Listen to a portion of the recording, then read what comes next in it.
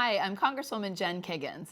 As you may know, President Biden is giving his State of the Union address at 9 p.m. tomorrow night. Just like you, I have so many questions that I hope the president will answer in his address. As a mom, a veteran, a healthcare provider, and an American, there are a lot of things I personally want to hear from him. As a mom of 4 young adults, I'm worried about the country our children are inheriting. I'm concerned for their education, their safety, and their financial future.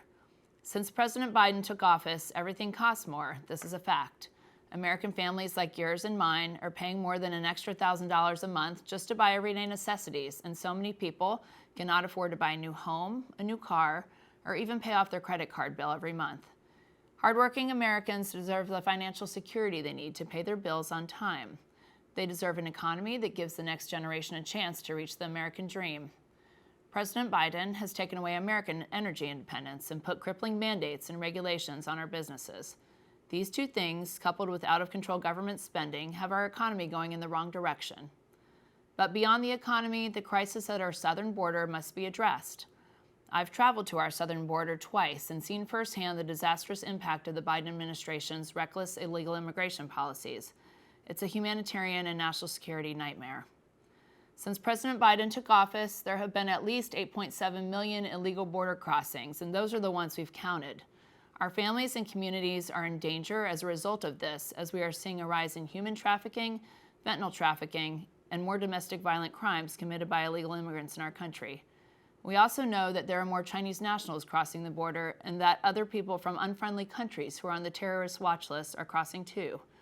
We must secure our borders, but we must also support our law enforcement here in our communities. Community safety continues to matter to moms like me. I worry about my kids when they drive, when they're out, and when they're home alone.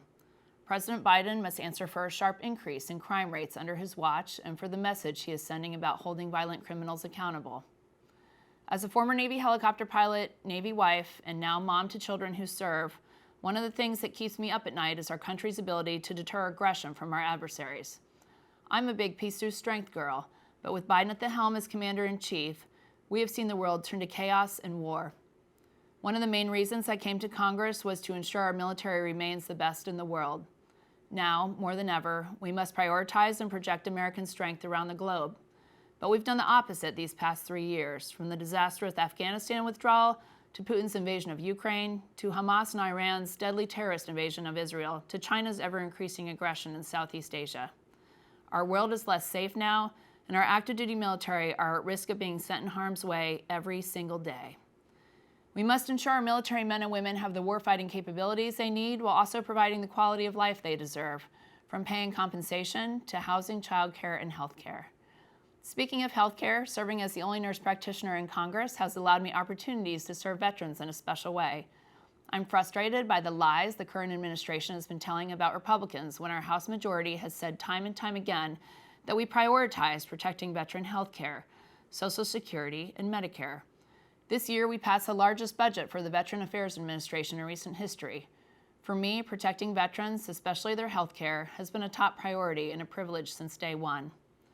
Since the beginning of the 118th Congress, I've been working hard to restore and maintain American strength in our economy, our military, and our communities. I'm worried that our president does not support the priorities that I do, but I need to hear from him. And I need to hear accurate information, not just political rhetoric and empty lies in an election year. The misinformation that is thrown around in political speeches is infuriating and must stop. Leadership matters, and I expect better from anyone who leads our great nation. You have my word that I will always be truthful and will continue to lead by example. These are traits instilled in me from a young age and from my military background. It's the honor of a lifetime to fight for Southeast Virginia here in Washington. I'm determined to make our country more successful and safer for my family and yours. It's with that goal in mind that I'll be listening to the President tomorrow night to see if he addresses my concerns, which I'm sure many of you share. Be sure to tune in and look for my response following his remarks. Thank you for allowing me the opportunity to serve you and our great country in Congress. Take care.